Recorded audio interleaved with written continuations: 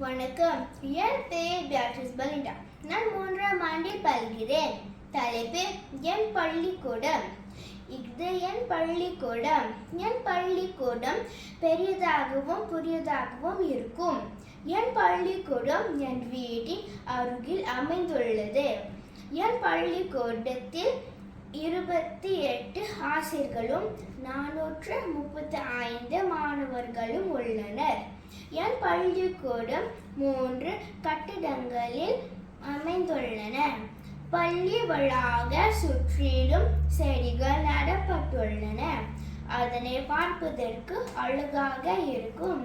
பள்ளிக்கூடத்தில் 12 வகுப்பறைகள், ஓர் ஆசிரியர் அறை, அலுவலகம், கணினி அறை மற்றும் ஒரு திடல் உள்ளன.